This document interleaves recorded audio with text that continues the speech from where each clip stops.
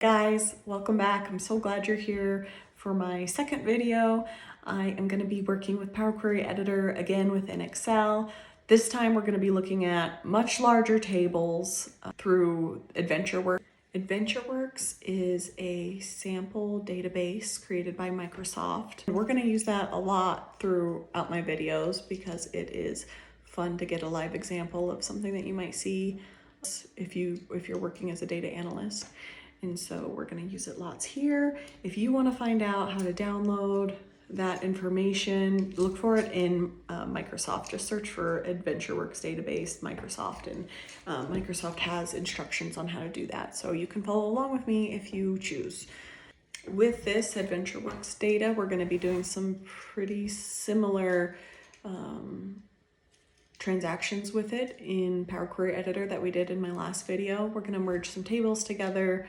We're going to learn how to edit past actions that you've done, which is new, and we're going to play with it in a pivot table, which is pretty fun. So I'm sure most of you are familiar with the pivot table. If not, you'll learn a little bit about it today. So thanks again for.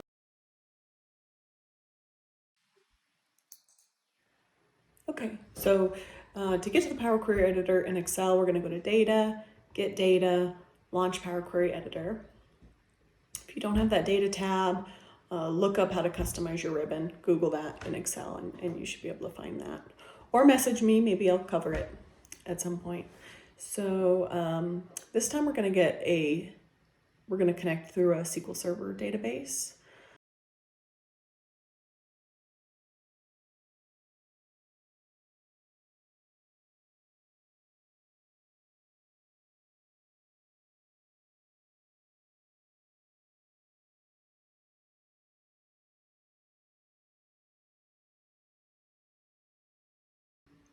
I'm going to select two tables to bring in, the sales order detail table and the production product table.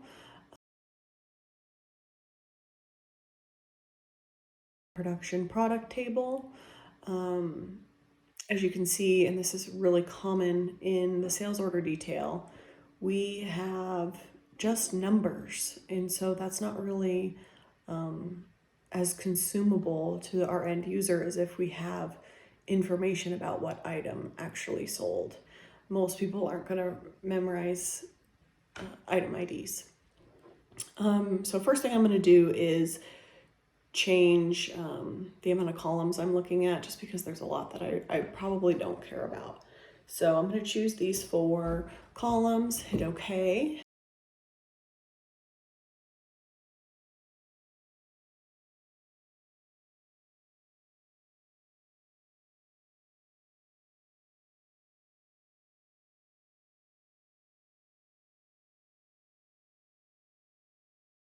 Okay, I'm going to do the same thing with production product. So I'm going to choose columns.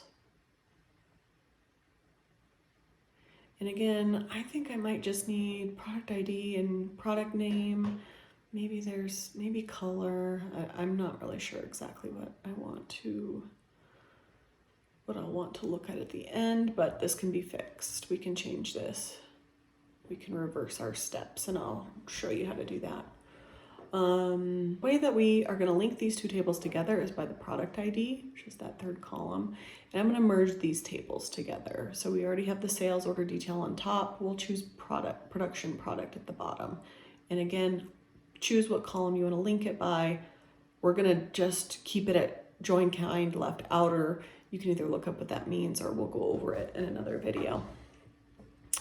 I'm just going to pull in name right now. So now we can see the product ID and the product name in the same table. You know what would be good is a date. We don't have dates in here. So I'm going to go, let's look back. This is also how you edit steps in the past, is the query settings. I don't see order date on here. So we are going to bring in another table, the sales order header. So go back to source. Actually, I can do recent sources because I've just accessed. we'll go back to this database and look for a table called sales order header. And the only reason I know this will contain the order date, here it is because I've had experience with this table and most companies are set up that same way.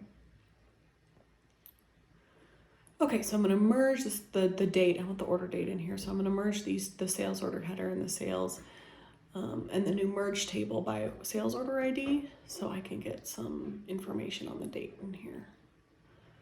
Expand. We're just going to expand order date. We have so many to choose from. Okay, sales order date. Now we have the date in there. With product name, product ID, order quantity. Let's close this up. And it's going to load all of our tables. I'm going to get rid of most of those, and I am just going to load this one, but into a pivot table, because pivot tables are fun. So let's pull in the date, product ID,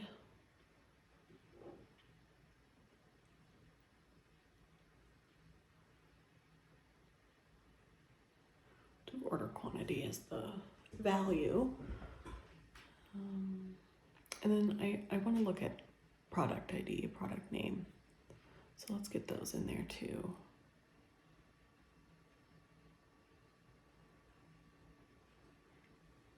Oops, I don't want that product ID to be a value. I want it to be a row. And actually, I don't really like that setup either. So I'm just going to change the date stuff to filters instead.